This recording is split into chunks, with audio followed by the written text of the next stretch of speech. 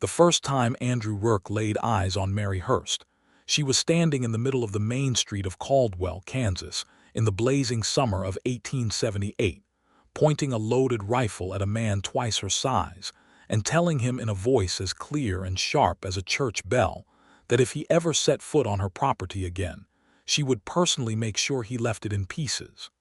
Every man on that street took a step back. Every man except Andrew Rourke. He had ridden into Caldwell that morning with nothing more than a bedroll, a saddlebag half full of biscuits gone stale, and a letter of recommendation from a cattle rancher up in Dodge City who had called him the best trail hand he had ever employed. He was 28 years old, broad across the shoulders, with dark hair and eyes the color of a sky about to turn mean. He had been through 2 cattle drives, 1 bank robbery that he had barely survived as a bystander, and enough frontier hardship to know that the West did not reward sentiment.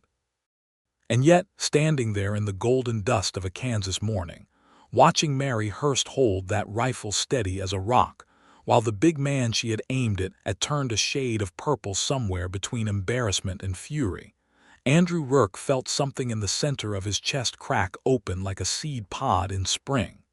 He had been warned, of course. The man at the livery stable, an old fellow named Pete Connolly, who had apparently appointed himself the town's unofficial historian and gossip, had told him all about Mary Hurst within 5 minutes of Andrew tying his horse to the post. "You watch yourself around the Hurst woman," Pete had said, leaning on a pitchfork like a prophet leaning on a staff. "Her daddy died 2 winters back and left her that ranch east of town. She runs it alone, just her and 2 hands, and she don't take to strangers, or to men in general if you want the honest truth of it. Temper like summer lightning, that woman. Hits before you even hear the thunder." Andrew had nodded politely and thought nothing more of it. He had come to Caldwell looking for work, not complications. But now, watching her stand in that street with the morning sun turning her dark auburn hair into something close to fire, watching her not flinch, not tremble, not lower that rifle by so much as a fraction of an inch while the large man sputtered and backed away, Andrew Rourke did something he almost never did. He smiled. He said, to no one in particular, quietly enough that only the man standing nearest to him could hear, "I have always loved a good storm." The man glanced at him like he had lost his mind. Maybe he had. The large man in Mary's rifle sights, who Andrew would later learn was named Cal Briggs, a land speculator from out east who had been pressuring her to sell her property for the better part of 6 months, finally turned and walked away. He walked with the careful dignity of a man trying not to look like he was running, but he was definitely walking faster than a man with self-respect should. Mary lowered the rifle slowly, deliberately, like she was setting down something precious rather than something dangerous, and she turned and walked back toward the general store without looking at anyone. The street exhaled. Andrew walked to the general store. He told himself it was because he needed salt and he needed to ask about ranch work in the area.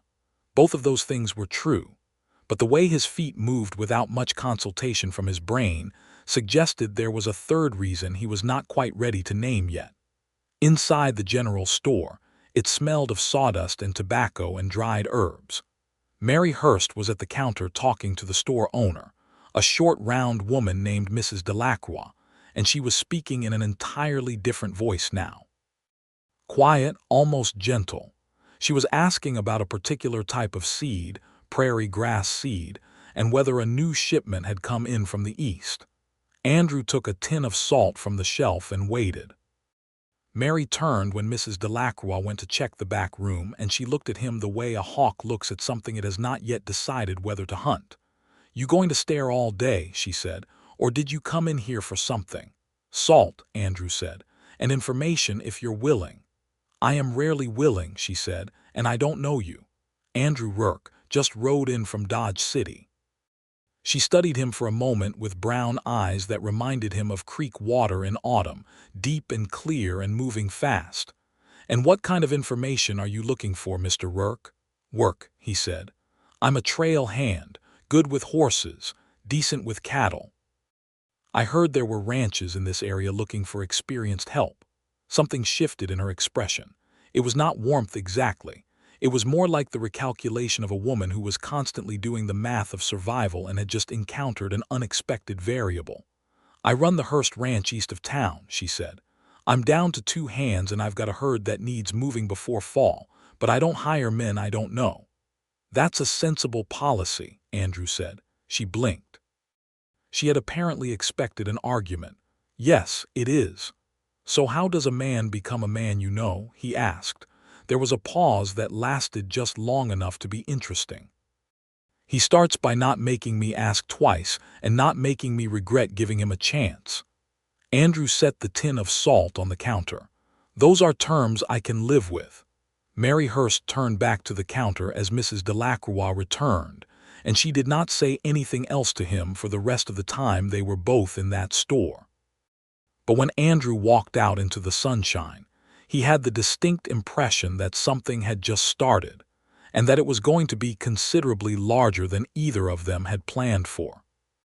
He reported to the Hurst Ranch the following morning at sunrise, as Mary had told him to do before she left the store, the instruction delivered over her shoulder so quickly he had almost missed it. The ranch was a good piece of land. He could see that immediately. The house was not large, but it was solid, built from native limestone with a covered porch that faced east to catch the morning light. There were 2 barns, a chicken coop, a vegetable garden that was doing reasonably well despite the dry summer, and a corral where 3 horses moved in quiet circles. The 2 hands were named Eli Boone and Thomas Rays. Eli was 50, weathered, quiet, and clearly loyal to Mary in the way of a man who had worked for her father before her. Thomas was 23, Mexican-American, good-humored and blessed with an apparently inexhaustible supply of stories about things that had gone wrong on previous ranches he had worked at, all of which he related with great enthusiasm and no apparent trauma. Mary came out of the house when she heard Andrew's horse, and she stood on the porch with a cup of coffee and looked him over in the morning light like she was assessing a piece of equipment. "You're punctual," she said. "Yes, ma'am." "Don't call me ma'am. I'm 26 years old and it makes me feel ancient." "My name is Mary." "Yes, Mary." She came down the porch steps and walked to where he stood. Up close she was a little shorter than he had realized from across the street, but there was nothing small about her presence. She had a quality that some people are born with and most are not, the quality of filling the exact space they occupy completely, without waste or apology.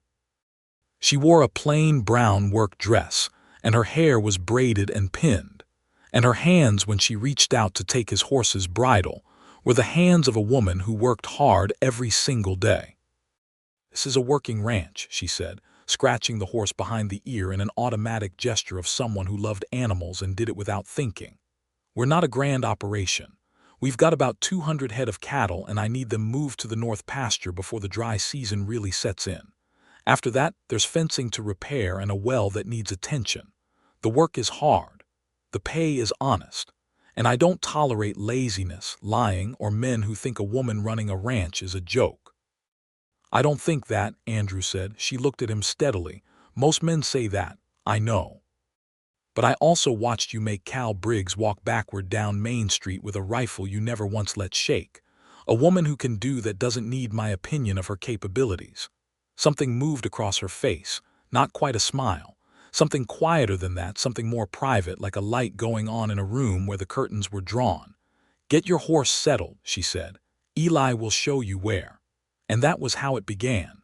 The first week was work, plain and simple. Andrew was good at it, good in the way that came from years of doing it rather than from any particular genius, and Mary noticed without commenting. He noticed things too.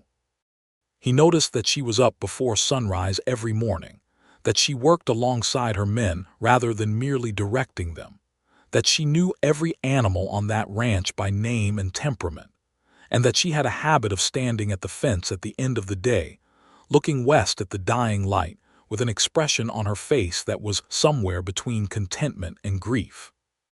He learned from Eli. in the careful way that men on ranches share information, that Mary's father, James Hurst, had died of pneumonia 18 months ago, and that before that he had been dealing with Cal Briggs and his land company trying to buy up as much of the territory as they could get their hands on. James Hurst had refused to sell. Mary had continued to refuse. Briggs had continued to push. "He's not going to give up," Eli said one evening, the two of them mending a stretch of fence in the long summer dusk. "Man like that doesn't know how to give up. He's got money behind him, Eastern money, and he thinks this whole county can be turned into one big cattle operation run by one company." Andrew drove a staple into a post and said nothing. "She's tough," Eli continued, with the quiet pride of a man describing something he had watched grow. "But she's alone, and this country is not kind to people who are alone." Andrew thought about that for a long time after, in the bunkhouse at night, while Thomas told another story about a horse he had once known in Tucson. The temper came on the second week. Andrew had been warned, but warnings and reality are different countries. It started with the cattle. Andrew had suggested a different route for moving the herd to the north pasture, a route that would take them around a dry creek bed that he had noticed was soft at the edges and potentially dangerous to cross with 200 animals. He had mentioned it to Mary at breakfast, had in fact mentioned it carefully, and with what he considered admirable tact. Mary had listened. And then she had told him, in a voice that started low and climbed fast, that she had been moving cattle on that land since she was 16 years old, that she knew every inch of that creek bed, that it was not soft in summer, it was solid, and that if he had concerns he could share them, but he could also trust that she had been doing this longer than he had been on her payroll. It was not the words. The words were fair enough. It was the heat in them, sudden and total, like a window thrown open in a thunderstorm. Andrew sat very still and let it pass over him the way a sensible man lets a squall pass, and when she was done he said, "All right. You know the land. I'll follow your lead." She stopped. The heat ebbed just as fast as it had come. "I'll walk the creek bed this afternoon," she said after a pause, "just to check." She walked it that afternoon and came back and told him, without ceremony or elaboration, that the east bank was indeed softer than she had thought and they would take his route. She did not apologize. He did not expect her to. But that evening, when he was bringing the horses in, she came and worked beside him, and she said, conversationally, as if they were picking up a discussion that had never paused, "My father used to say I had his Irish temper and my mother's conviction, and that the combination would either make me extraordinary or impossible to live with." Andrew led a roan mare into the stall. "What did your mother say?" A small pause. "She died when I was 8, fever." "I'm sorry." "She was remarkable," Mary said simply. "From what I remember of her, and from what my father told me. She came from Missouri with nothing but a trunk and a refusal to fail. She latched the stall door. He told me she was the bravest person he ever knew. He sounds like a good man. He was the best I ever knew," she said, and her voice did not break, but it came close, the way a strong branch comes close to breaking in a high wind. "This land was everything to him, which is why Briggs will never have it."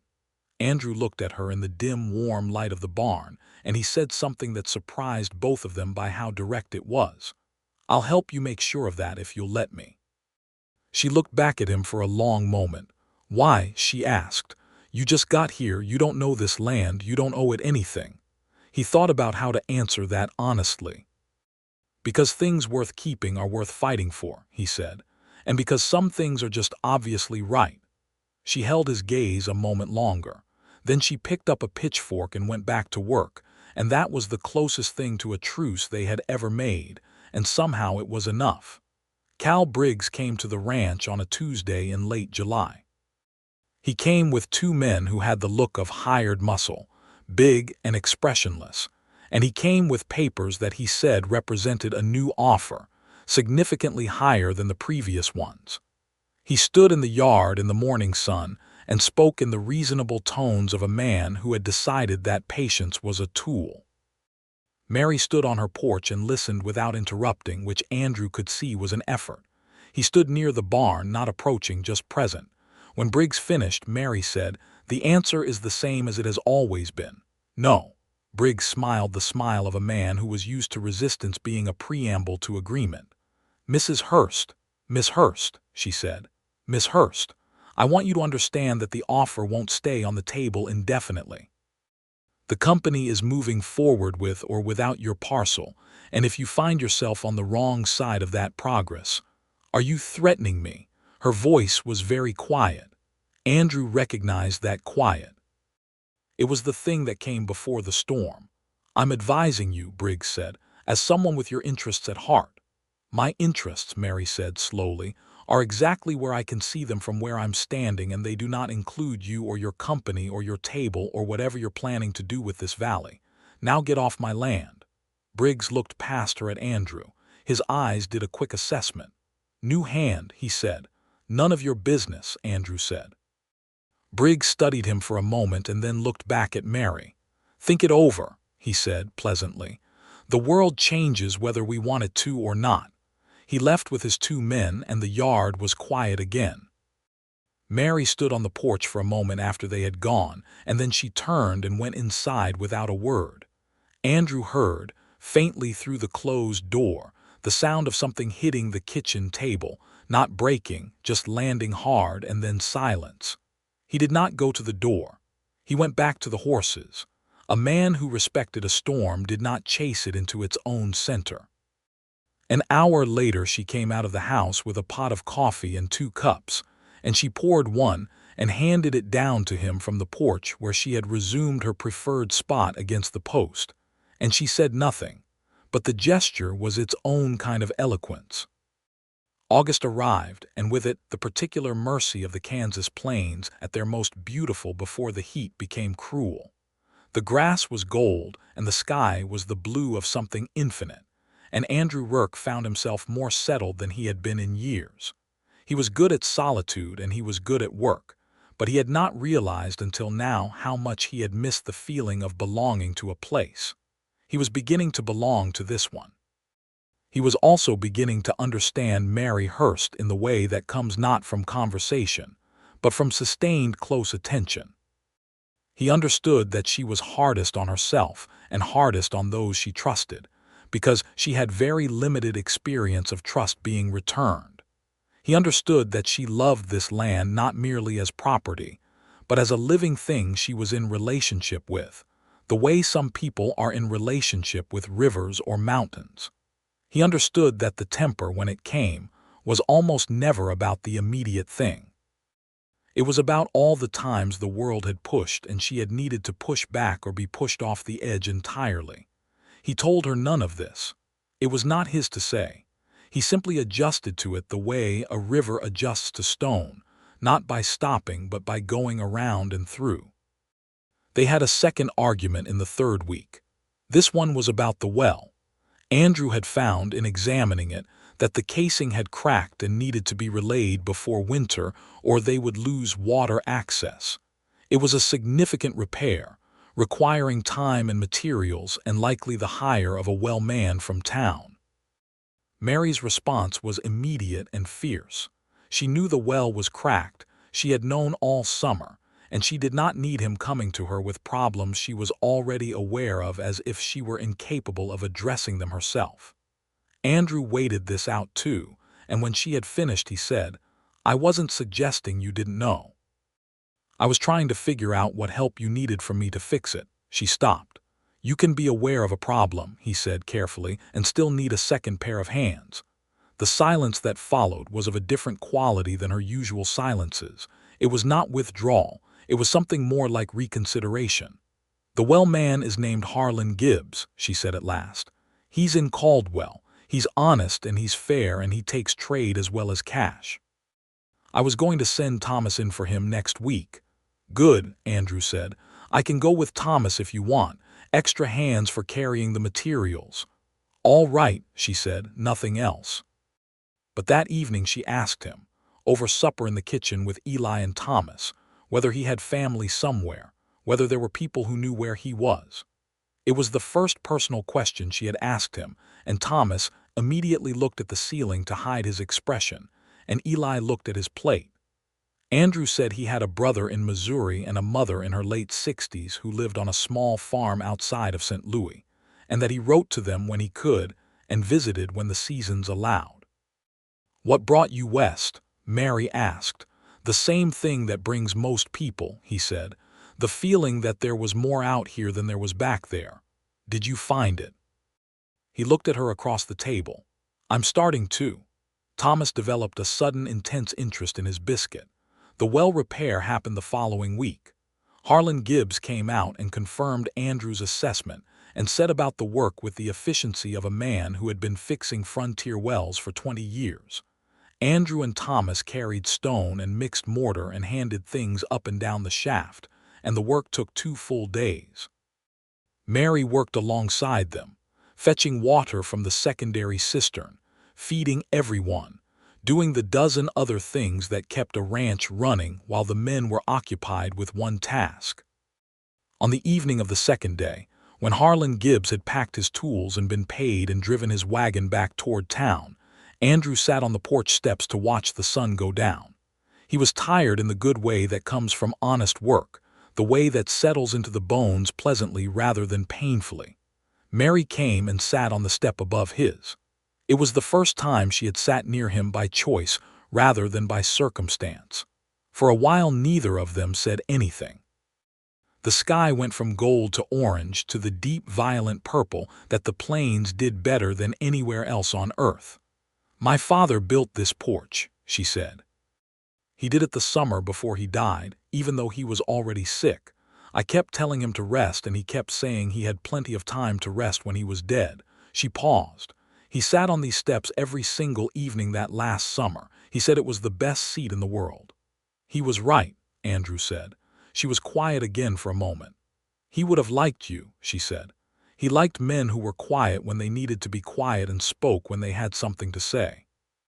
Andrew felt the weight of that compliment settle into him the way good things do, with a kind of gravity that made them real. "That's the kindest thing you've said to me since I got here," he said. She made a small sound that might have been a laugh. "I'm not particularly practiced at kind," she said, "in case that wasn't obvious." "Kind shows up in different forms," he said. "You pour coffee without being asked. You make sure everyone's fed before you eat yourself. You know every horse's name." She was looking at him now. He could feel it without turning. "I notice things," he said simply. The silence that followed was not empty. It was the kind of silence that holds something in it, the way a held breath holds air necessary and full. "Thank you," she said, "for noticing." "You're welcome," he said. And neither of them moved for a long time after that, just watching the stars come out over Kansas, one by one, like lanterns being lit in a vast dark house. Cal Briggs made his next move in September. It was not a visit this time. It was subtler and therefore more alarming. Someone cut the fence on the east pasture in the night, and by morning 30 head of cattle had drifted onto the territory road where they had to be collected by Andrew and Thomas in a 2-hour scramble that left both men tired and short-tempered. The cut was clean, deliberate. Not accident, not age. A blade. Mary looked at the cut wire with an expression that was not rage. Something colder than rage and therefore more dangerous. "Briggs," she said. "You can't prove it," Eli said. "I don't need to prove it," she said. "I know it." Andrew crouched by the post and looked at the angle of the cut. She was right. This was not random. "We should let Sheriff Doyle know," he said. "Even if he can't prove it either, it creates a record." "Doyle is useless," Mary said. "Maybe, but a useless record is better than no record at all." She looked at him. "You know something about law." "I know a little. I studied it for a year before I decided it was going to kill me with boredom." He stood. "The law is slow, but it does occasionally arrive." Mary sent Thomas to town to report the cut fence to Sheriff Doyle, and Doyle came out and looked at it and wrote something in a notebook and was polite and ultimately useless, as Mary had predicted. But he wrote it down. Andrew noted that he wrote it down. They repaired the fence.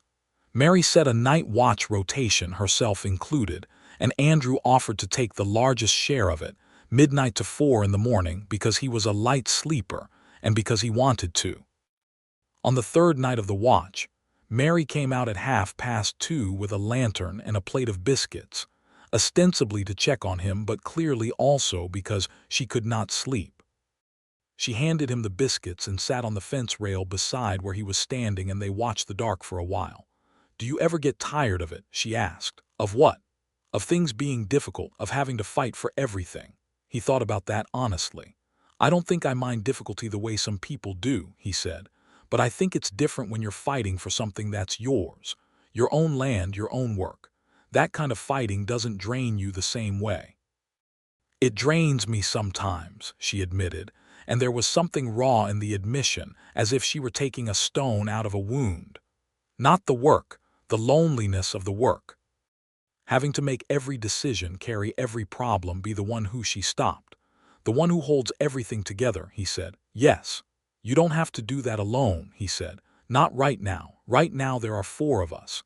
She was looking at the darkness beyond the fence, not at him, but he could see the line of her jaw in the lantern light and the way it had softened from the usual steadiness. "I am not good," she said, "at trusting people, in case you hadn't noticed." "I had noticed," he said. "I also noticed that you've been doing it anyway, a little bit at a time, all summer." She turned to look at him then. In the lantern light her eyes were extraordinary, dark and full of things she was not quite saying. "Andrew," she said. "Mary," he said. And that was all, but the saying of their names to each other in the dark, like something being established, like stakes being driven into ground, meant something that neither of them yet had words for. She went back to the house and he finished his watch. And in the morning the fence was intact and the cattle were undisturbed, and the world looked exactly as it always had but felt, from the inside of Andrew Rourke's chest, entirely different. October came with the first edge of cold, and the news, delivered by Thomas with the air of a man who had heard it in town, that Cal Briggs had applied to the county commissioner for a road easement that would, if granted, cut directly through the Hurst ranch's water access. It was a legal maneuver, quiet and careful and precisely aimed, the kind of thing that could destroy a ranch without anyone throwing a single punch. Mary read the notice that arrived in the post on a Wednesday morning, and she sat down at the kitchen table and said nothing for almost 2 full minutes, which was more alarming than anything she might have said. Then she stood up and looked at Andrew and said, "You said you know something about law." "A little." "I need more than a little. I need to know if this easement can be challenged." Andrew read the notice. He read it twice. Then he sat down with her at the table and they went through it line by line, and what he found was that the application had been filed under a general provision that required proof of public necessity, and that proof of public necessity for a private road easement was notoriously difficult to establish if the landowner contested it in writing within 30 days. "You have to contest it," he said, "in writing, before the 30th of October. How? You need a lawyer. There's one in Caldwell, I've seen his sign, and you need to put together every document you have that demonstrates the ranch's long-term land use, tax payments, recorded water rights, everything." Mary was already moving, already going to the chest where she kept her father's papers. "Help me," she said, and it was not a soft request. It was the request of a woman who had never asked for help without it costing her something, and she was asking anyway. "Yes," Andrew said. "Let's start with the water rights." They spent 2 days going through the papers, organizing them, identifying what was legally relevant. The lawyer in Caldwell, a thin, dry man named Everett Morse who wore a coat that had seen better decades but who turned out to have a precise and useful legal mind, came to the ranch and spent an afternoon reviewing everything Andrew and Mary had assembled. He confirmed that they had grounds to contest the easement and agreed to file the opposition on Mary's behalf. On the evening after Morse had gone, Mary and Andrew sat at the kitchen table with the papers between them and both of them exhausted, and Mary said, "I did not plan for you." Andrew looked up. "When I hired you," she said, "I was looking for someone who could move cattle. I was not," she paused, choosing words. I was not expecting someone who would stay and do this. I'm not going anywhere, he said, and it was the simplest true thing he had said in years, and it landed between them like something solid, something you could build on. Mary looked at him for a long moment. I don't know what to do with that, she said finally, honest in the way she was always honest without cushioning. You don't have to do anything with it right now, he said. It's just true.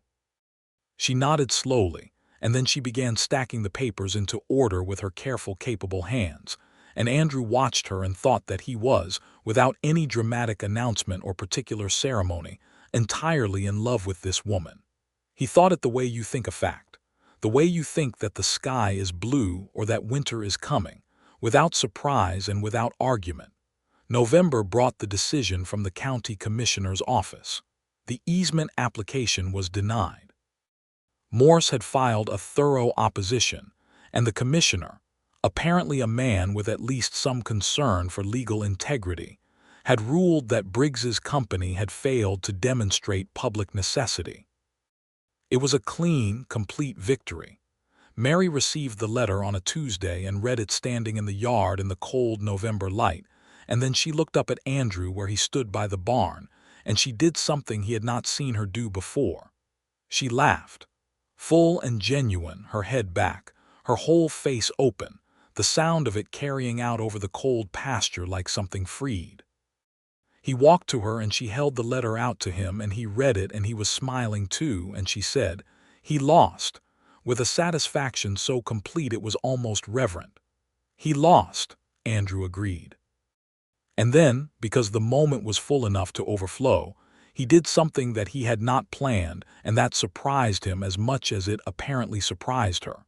He took the letter gently from her hand and set it on the fence post, and he took her face in both his hands and kissed her.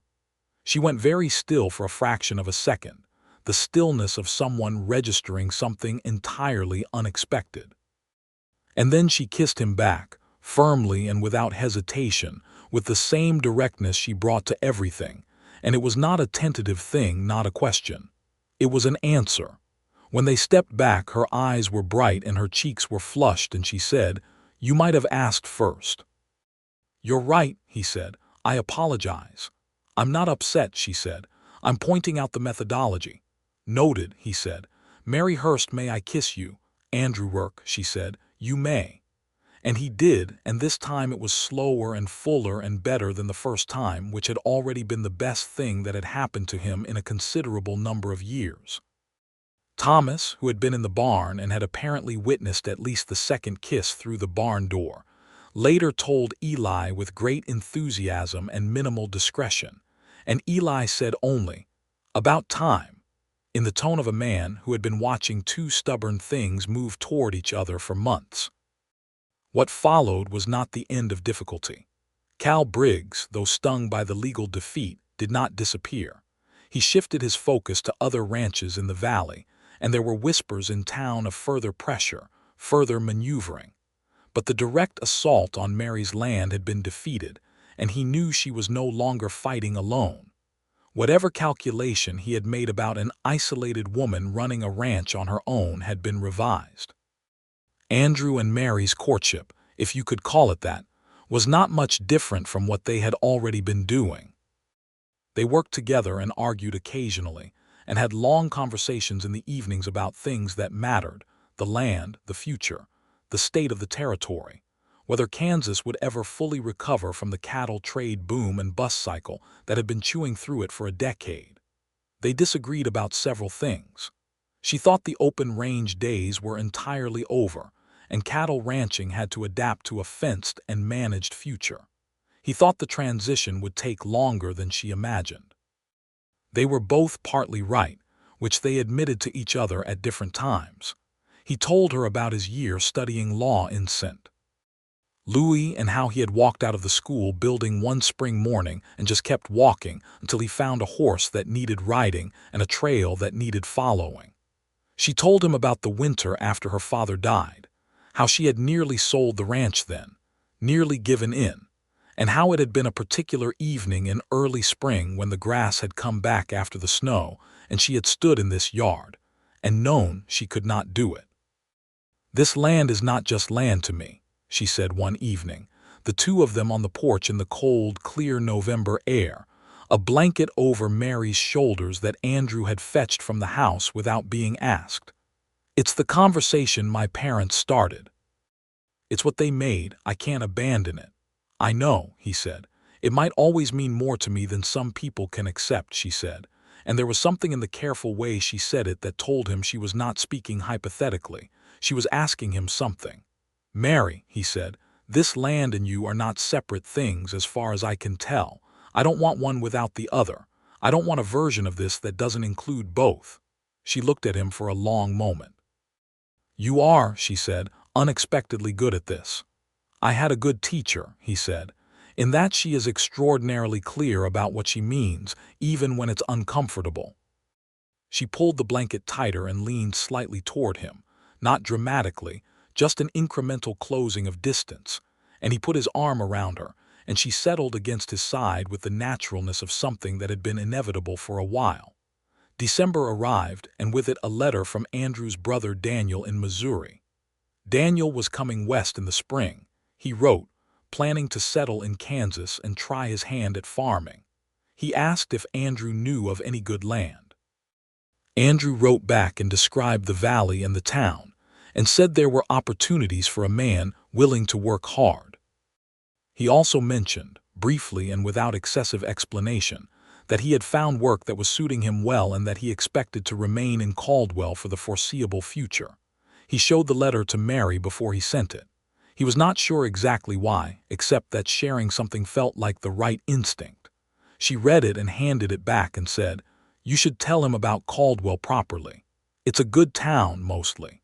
The livery stable man is a gossip, but his prices are fair." "I'll include that," Andrew said, "and tell him winter here is brutal but spring makes up for it." He did. He also added at the bottom of the letter, in a line he considered for some time before writing, that he had met someone remarkable and intended to ask her a very important question in the spring. He sealed the letter and sent it with Thomas on the next supply run. He intended spring because it felt like the right season for the question he had in mind. But December had a way of accelerating things. It was a Saturday evening in the middle of the month, and they had all come in from a cold day's work, and Mary had made a proper supper, roast chicken and biscuits, and a bean soup that was the most warming thing Andrew had eaten since he could remember. And afterward Eli and Thomas had gone to the bunkhouse, and Andrew and Mary had sat by the kitchen stove with coffee and the comfortable silence that was one of the things he loved best about being with her. She said, "I've been thinking." "About what?" "About the spring," she said. "Briggs is going to come back. He always comes back. And I've been thinking that there might be ways to strengthen the ranch's legal position even further. To make it harder for anyone to challenge." "What kind of ways?" She looked at her coffee cup. "Land held jointly by a husband and wife has different legal standing than land held by a single woman," she said. "It's not the only reason, and I want to be clear that it's not the primary reason, but it's a practical reality, and I am a practical person, and I think it should be said out loud." Andrew looked at her steadily. She was not looking at him yet. "Mary," he said. "Yes." "Are you, right now, in a roundabout way, proposing to me?" She finally looked up, and her eyes had the bright fierceness they always had when she was doing something that cost her something. "I'm presenting a pragmatic argument," she said. "You're proposing," he said. A pause. "Perhaps," she said, "partially." He set down his coffee cup. "Then let me do the rest," he said. "I had been planning to wait until spring, but I think I'd rather do this now." He took her hand across the table. Her hands, which were never still, went very still. "Mary Hurst," he said, "I am in love with you in a way that I did not see coming, and that I would not trade for anything this continent has to offer. I want to be on this land with you and fight for it with you and sit on that porch watching the sunset with you for the rest of my life. Will you marry me?" She was quiet for a moment that stretched long enough to make his heart work harder than it had during any amount of cattle moving. "Yes," she said. "Obviously, yes." He laughed, and she laughed with him, and it was not the contained, careful laughter of people who were still deciding how much of themselves to offer. It was wide open. It was the sound of two people who had stopped being careful and started being free. He did not have a ring. He said so immediately. She said she did not care about a ring, which was very Mary, and then she thought for a moment and went to the chest where she kept her father's papers and came back with a small silver band that she placed in his hand. "My mother's," she said. "My father kept it. I always thought I would either use it for this or be buried with it." She paused. "I'd rather use it." Andrew put it on her finger. It fit almost perfectly, which seemed like one of those small dignities the world offers occasionally, an alignment of things. They were married in Caldwell on a Thursday in early January of 1879. The ceremony was at the church at the end of Main Street, performed by a minister named Reverend Caldwell, who was new enough to the town to be unaware of Mary's reputation, and experienced enough as a man of the world to be entirely unfazed when he learned of it afterward. Eli stood up for Andrew. Thomas was there in a coat that was clearly borrowed and was clearly delighted to be wearing it. Mrs. Delacroix from the general store came, and Harlan Gibbs the well man, and several of the neighboring ranching families who had known James Hurst, and who were glad to see his daughter settled, and glad to see that the man she had settled with looked like someone who could stand up straight in a high wind. Pete Connolly from the livery stable stood in the back of the church, and when the minister pronounced them husband and wife, Pete leaned to the man next to him and said, "I told him about her temper, told him clear as day. He said he loved a good storm." He shook his head, but he was smiling. They had a small supper at the ranch afterward that Mary had prepared the day before with Mrs. Delacroix's help. And there was music, because Thomas played the fiddle with an enthusiasm that more than compensated for the occasional technical shortcomings. And Eli danced with solemnity and grace. And Andrew danced with Mary in the kitchen of the house her father had built. And it was nothing like the grand occasions he had heard of back east, but it was entirely right. And he knew. In the way that you know the things that are truest, that he had never in his life been exactly where he was supposed to be until now. Winter on the plains was, as Mary had promised Daniel it would be, brutal. They had 3 weeks of hard cold in February that kept everyone inside more than out, the cattle hardy in the sheltered pasture, the horses in the barn.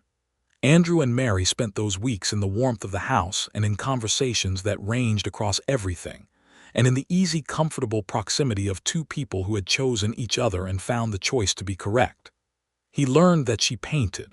Small watercolors, the kind her mother had done, she said, on whatever paper she could find. They were mostly landscapes, the particular quality of light on the Kansas grass, the way clouds moved over flat ground. She kept them in a wooden box and did not show them to people. She showed him. He thought they were remarkable and said so, and she argued with him briefly about whether they were technically accomplished enough to be called remarkable, and he said the technical accomplishment was fine, but that what made them remarkable was that you could feel the land in them, the actual specific land, and she stopped arguing. He read to her in the evenings sometimes, from a volume of poetry that had traveled with him for years, and that she professed to find baffling but always stopped, whatever she was doing, to listen to. They read news from the papers that came with the post, following the continuing story of the territory's transformation, the cattle trade shifting, the farming communities taking root, the railroad continuing to reach its steel fingers into previously unreachable corners of the state. The railroad was, in fact, relevant. A spur line was being planned that would run through the county, and the route, when it was published in the spring, would run on the north side of the valley, which was excellent news for any rancher who wanted to move cattle to market without a full trail drive. Andrew read the announcement aloud to Mary at breakfast, and she was quiet for a moment and then said, "If we can get the herd expanded before the line opens, we could significantly increase what we bring to market." "That's exactly right," he said. "We'd need capital." "We'd need capital," he agreed, "and another hand or two, and we'd have to push the north pasture fence further out." "Which is possible. The land's good up there." She was looking at him with the focused intensity she brought to anything that mattered. "My father always wanted to run 500 head," she said. "He could never get there, too many obstacles." "We have fewer obstacles now," Andrew said. "We have Briggs." "Briggs lost his legal play. He's been quiet." "Briggs is regrouping," she said. "He's not finished." But for now, in the sweet practicality of that breakfast conversation, they were talking about growth and future and what the land could do if properly supported, and Andrew thought that this conversation, this table, this woman with flour on her hands from the bread she had been making when he started reading the paper, was what the West was supposed to be about. Not the mythology of singular heroes, but two people building something together. Daniel Rourke arrived in Caldwell in April, just as the grass was coming back green and alive after the winter, as Mary had also promised. He was 32, 4 years older than Andrew, and he had the same dark hair and the same steady quality, though where Andrew was quieter, Daniel was openly warm, the kind of man who made friends in the first 10 minutes of a conversation. He arrived on a stage from Wichita with 3 large bags and a wide-eyed appreciation for the flatness of the landscape that Mary found genuinely funny. "Where are the trees?" Daniel said, standing in the yard and looking around in apparent mild alarm. "You get used to it," Mary told him. "Then you start to prefer it." Daniel stayed with them for 2 weeks while he got his bearings. He and Mary had, somewhat to Andrew's private amusement, an immediate rapport that was essentially that of 2 people who recognized in each other a similar directness, and who found this mutually respectful. Daniel had no illusions about himself or the world. Mary respected that. She also, apparently, found his stories about Andrew's childhood in Missouri far more entertaining than Andrew felt was entirely fair. Through Daniel's contacts in Wichita, he heard of a piece of land 2 miles north that a farming family was looking to sell at a fair price after a bad season. He went to look at it and came back saying it was good land and he was seriously considering it. He bought it 6 weeks after arriving, and he broke ground on a modest house that summer, and he was, as Andrew had told Mary he would be, good at everything he turned his hand to. In May, Mary told Andrew she was pregnant. She told him at breakfast directly, the way she told him everything in the middle of a sentence about the cattle, so that it took him a moment to register what she had actually said. "You said," he started. "I said we're going to have a child," she said. "Likely in November if I'm counting right." He set down his fork. "Mary." "I'm fine," she said preemptively. "I'm healthy. I have no intention of being less useful on this ranch for at least 5 more months." He reached across the table and took her hand, and she let him, and her eyes were bright not with tears exactly but with something very close to the same emotion. "I'm very glad," he said. "I thought you would be," she said. "I'm also very glad, in case that was unclear." "Nothing about you is unclear," he said, and she threw a biscuit at him, but she was smiling. Summer was full and hard and good.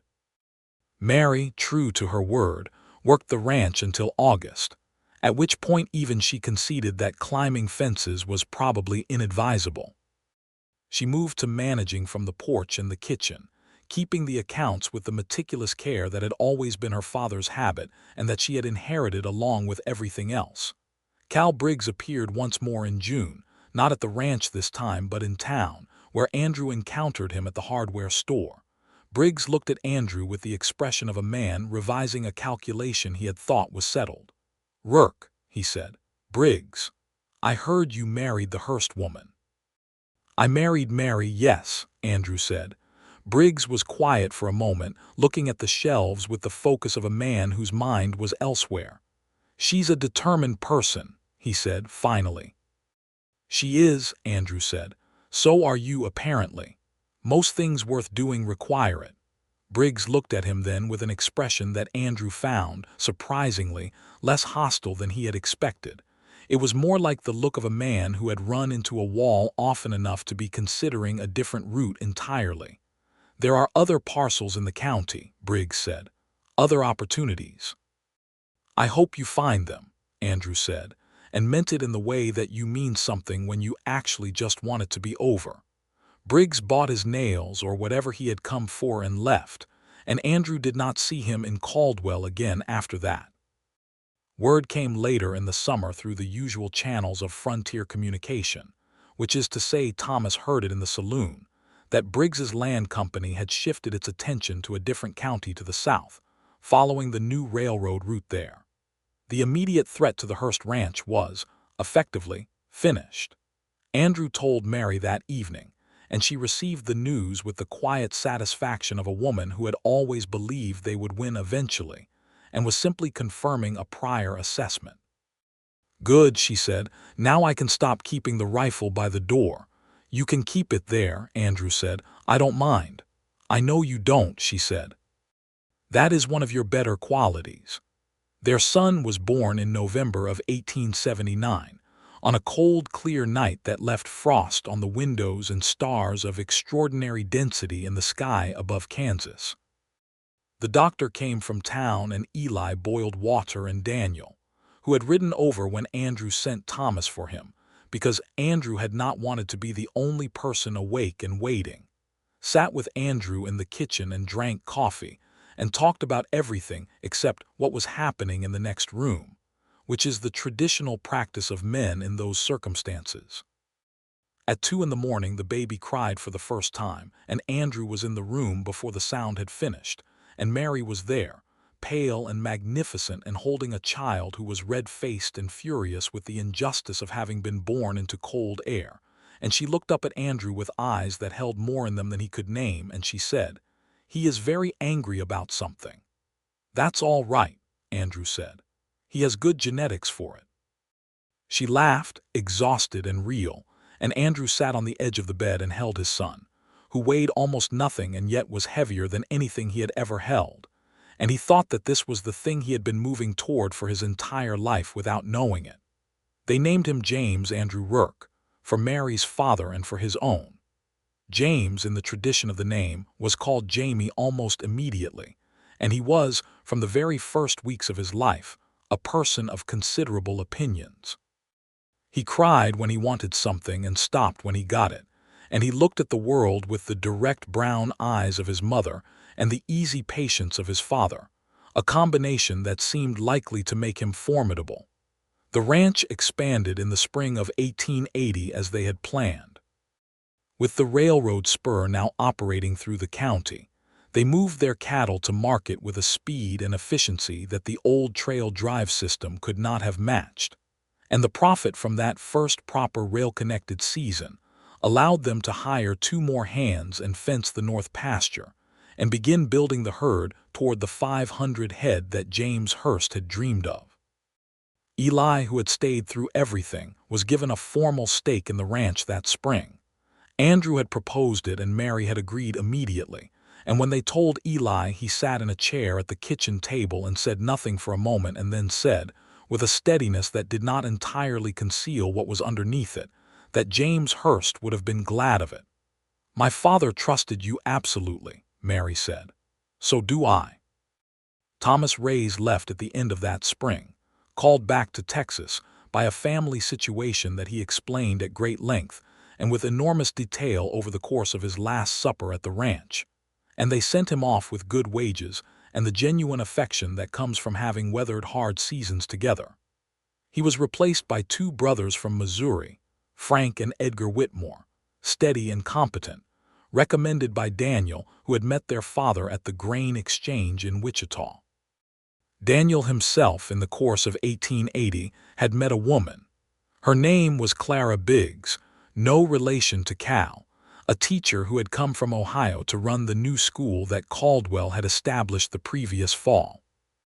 She was small and precise and had a way of looking at the world through wire-framed spectacles that made everything she said feel considered. Daniel was entirely besotted within 3 weeks of meeting her. He told Andrew about it over a fence post one Saturday with the expression of a man who had been ambushed. Andrew said, "She sounds wonderful." Daniel said, "She is terrifying." "In the best way," Andrew said. Daniel thought about that. "Yes," he said, "in the best way." They were married in August of 1880 at the same church where Andrew and Mary had married, and Clara moved into Daniel's farmhouse and made it almost immediately into something more domestically coherent than it had been before, which Daniel appeared to find entirely agreeable. Mary liked Clara. The friendship between them was not the immediate recognition that Mary had experienced with Daniel, but it was perhaps more substantial. Two serious women who were building things and who recognized each other's seriousness and found it companionable. They had long conversations about the school and the ranch, and about what this territory was becoming, and Mary began quietly teaching Clara to ride, and Clara quietly began helping Mary with her accounts during the months when the baby and the cattle and the fencing and everything else conspired to make time a precious commodity. By the fall of 1880, the Hurst Ranch ran 480 head of cattle, which was close enough to James Hurst's dream that Mary stood at the fence of the north pasture one October morning and looked at the herd moving in the gold light and said nothing for a long time. Andrew stood beside her. Jamie, almost a year old and transported everywhere in a carry cradle that Andrew had built during the long winter evenings, made small, interested sounds at the cattle. "He would have loved this," Mary said. "I know," Andrew said. "He would have liked you too," she said, which she had said before, but it landed differently each time she said it, with the weight of something she had thought about and decided was exactly right. She leaned against Andrew's side, and he put his arm around her, and Jamie reached up from his cradle and grabbed a fistful of Andrew's coat. And the cattle moved through the gold grass of the north pasture in their patient, unhurried way, and the sky over Kansas was the color of everything possible. In the spring of 1881, Mary's second pregnancy announced itself, this one with somewhat more ceremony than the first, in that she was briefly and impressively ill every morning for 6 weeks, and regarded this with the same combination of impatience and determination she brought to any obstacle. She told Andrew about it on a morning when she had come in from the barn looking slightly pale and had poured herself a cup of tea rather than her usual coffee and sat down with the careful deliberateness of someone managing a situation. He looked at her. She looked at him. "I believe this is happening again," she said. "How are you feeling?"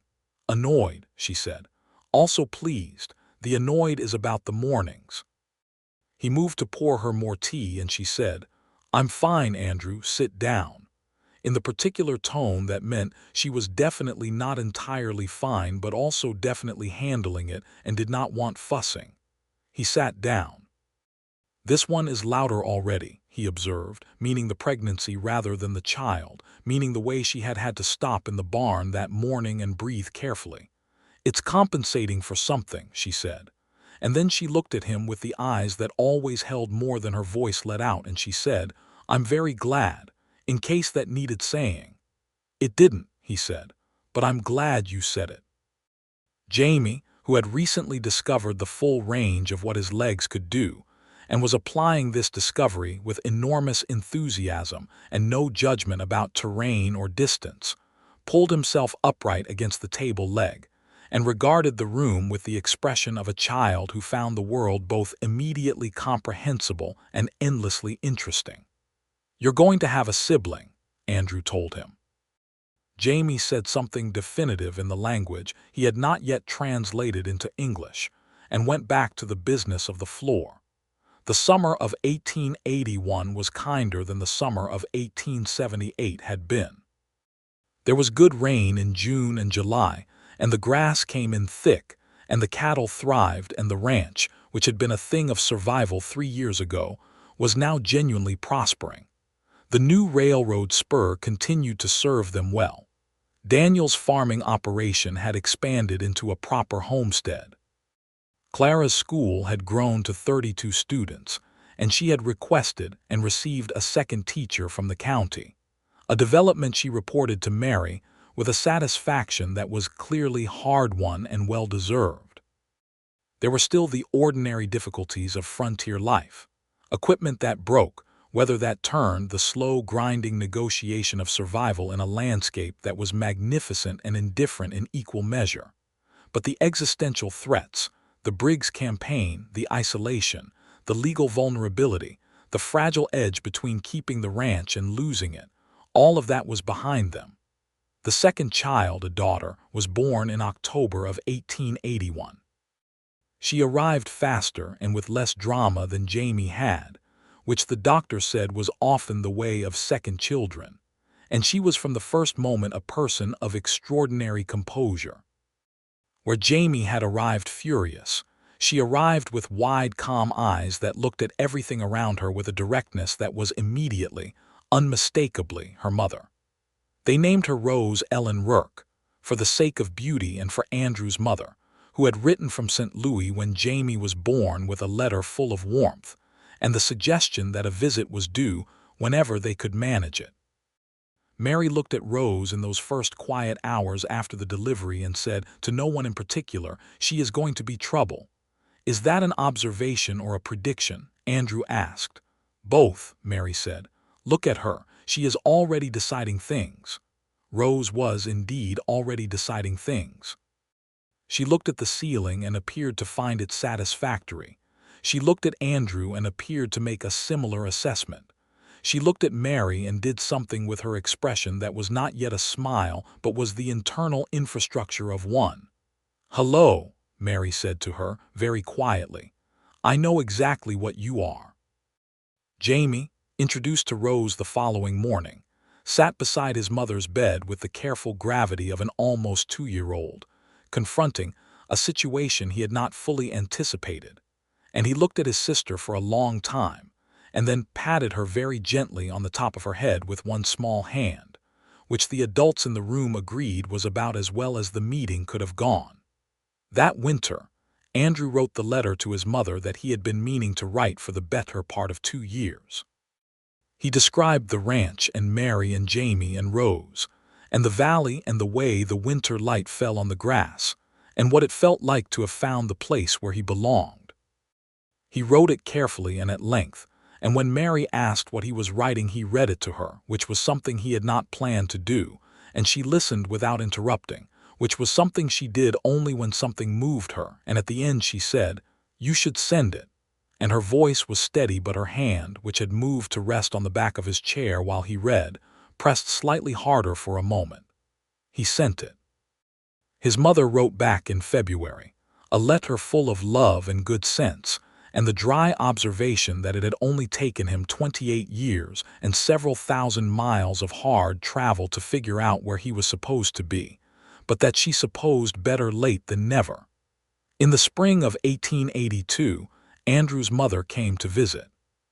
She was 67, still vigorous, not given to sentimentality in expression though she felt things deeply, and she took one look at the ranch and one look at Mary, and said to Andrew in the first quiet moment they had alone, "She is exactly the kind of woman who was always going to be the one for you.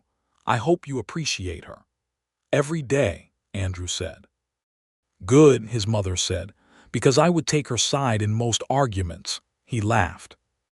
And later, watching his mother sit on the porch with Mary, Jamie on the ground between them playing with a collection of stones he had organized according to a system only he understood, Rose asleep in her cradle nearby, the two women talking with the ease of people who had recognized each other immediately. He thought that the world was, on its better days, capable of arranging itself into something that looked exactly like what you would have wished for if you had known clearly enough what to wish for. His mother stayed 2 weeks and went home saying she would come again in the summer. She did. She came every summer after that for as long as her health allowed. The ranch reached 500 head in the fall of 1882. Mary stood at the fence of the north pasture on the day that the count was confirmed, the same spot she had stood the previous fall, and she did not say anything for a long time. Andrew stood beside her. Jamie, now almost 3, stood between them holding both their hands and looking at the cattle with enormous 3-year-old seriousness. Rose was on Andrew's hip, awake and observing everything with her characteristic composure. "He would have been so proud," Mary said. And this time her voice did break, just slightly, just enough to be real, and she did not try to stop it. Andrew took her hand on the other side from Jamie and held it, and she let herself feel it, whatever it was, grief and satisfaction and love, and the particular bittersweet fullness of having done a thing that someone you loved had dreamed of and had never gotten to see. "He sees it," Andrew said. He was not a religious man in any formal way, and neither was she, but some things feel true in the saying of them. Mary squeezed his hand. "I think he does," she said. They stood there a while longer, the four of them in the October light, the cattle moving in the north pasture, the grass gold and the sky enormous, and the world, for all its difficulty and indifference, laid out before them like something offered freely, something that belonged to them not because anyone had handed it over but because they had fought for it and worked it and loved it into being theirs. Caldwell itself had changed around them in those years. It was a growing town now, no longer just the rough-edged cattle market it had been in the late 70s. There were more houses and more families and a proper schoolhouse and a second church and a small newspaper called the Caldwell Post that covered local events with enthusiastic incompleteness. The railroad had made it easier to reach and therefore easier to settle, and the kinds of people who were settling it now were farmers and merchants and teachers and families with children who played in the street on summer evenings. The open range was, as Mary had predicted, coming to an end. The Homestead Act and the railroad and the fencing and the simple arithmetic of more people wanting the same land were transforming the plains into something different from what they had been. There were people who mourned this and people who welcomed it, and most people did some of both. Andrew and Mary did some of both.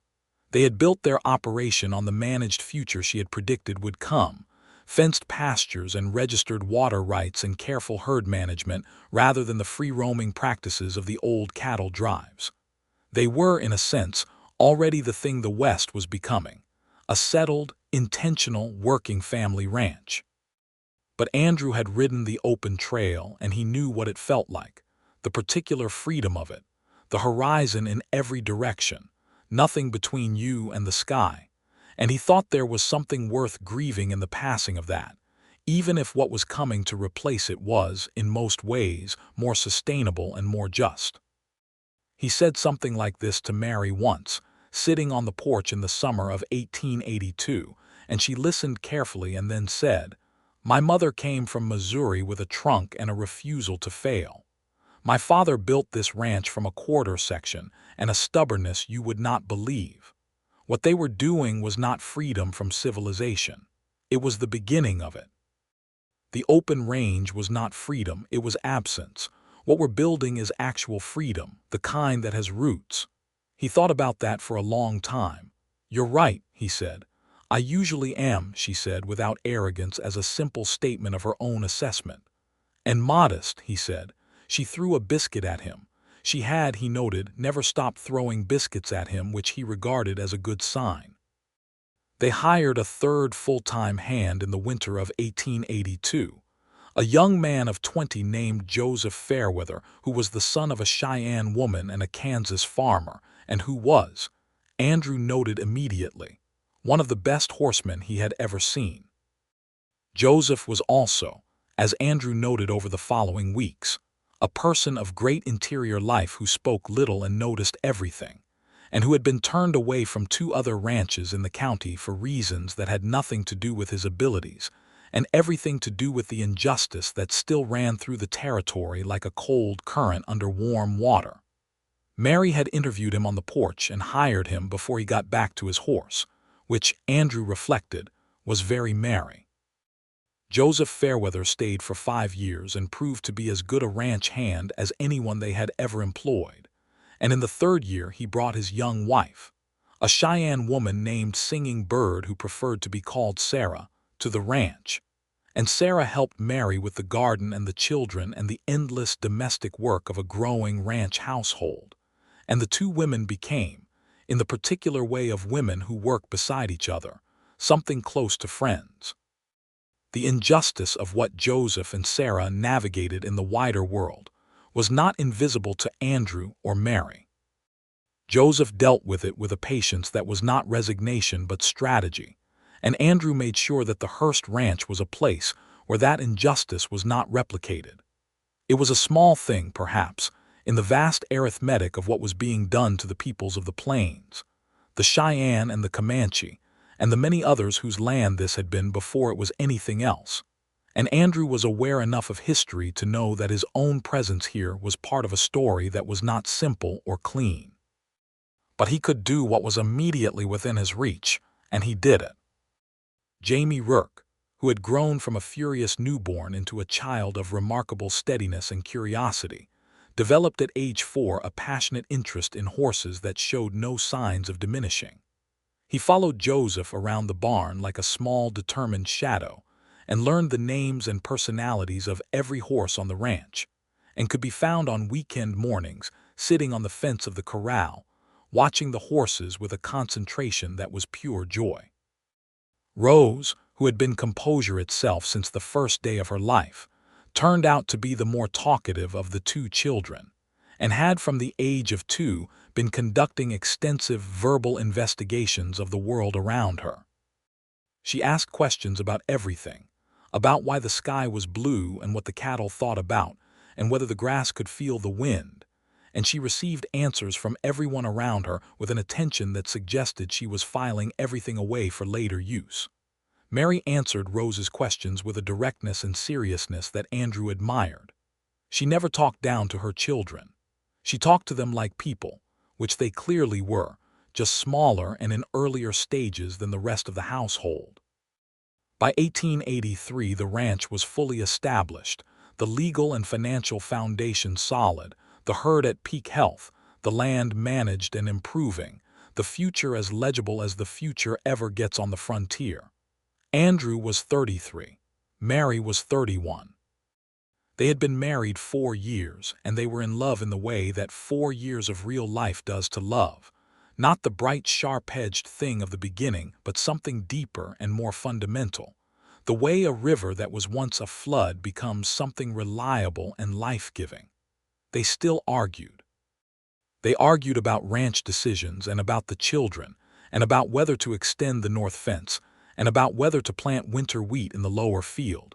A conversation that lasted 3 weeks and involved considerable diagrams drawn at the kitchen table. The temper still came when it came, like summer lightning, without long warning and with full force. Andrew had learned the difference between a storm that needed shelter and a storm that needed standing in, and he was good at both. She had learned, in turn, that his steadiness was not absence. It was presence so deep and consistent that it had become the weather itself, the background against which everything else happened. She had learned that the questions he asked were never idle. She had learned that he meant exactly what he said and said exactly what he meant, and that this was, contrary to what some of her earlier experience had suggested, actually possible in a person. On an evening in the fall of 1883, exactly 5 years after Andrew had ridden into Caldwell looking for work and salt, they sat on the porch that James Hurst had built the summer before he died, the best seat in the world according to its builder, and they watched the sun go down over Kansas in all its extravagant western glory. Jamie was asleep inside. Rose was asleep in her cradle that Andrew had moved to the porch because she preferred the cooler air and had communicated this preference with characteristic decisiveness. Eli was in his room in the bunkhouse, which was now also his home, his stake in the land formalized and real. The horses were settled. The cattle were in the north pasture. The fence lines were intact. The stars were beginning to come out, one by one, as they always did, in the great unhurried way of stars that have been coming out over this same sky for an eternity before any of them arrived and will continue long after. Mary had her feet tucked up beside her in the chair, a cup of tea going cool in her hand, and she was looking at the last light on the horizon with the expression Andrew had seen 1,000 times now, the one that was contentment and something more than contentment. Something settled, something that had arrived. "Pete Connolly told you about me," she said. It was not a question. They had talked about this before, but she came back to it occasionally, the way you come back to a beginning to understand where you are now. "He told me you had a temper like summer lightning," Andrew said. "And what did you think?" I thought I had always loved a good storm." She looked at him with those creek-water eyes, dark and full and moving fast, the way they had always been, the way she had always been, not changed but more herself somehow than she had been when he first saw her, the way a fire is more itself the longer it burns. "Were you right," she asked, "about loving a good storm?" "Yes."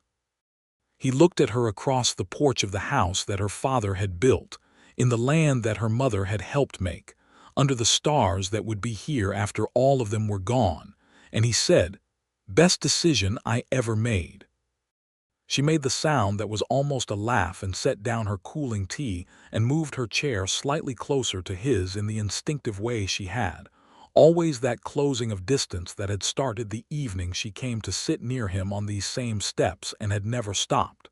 He reached out and took her hand. She held it. The stars came out.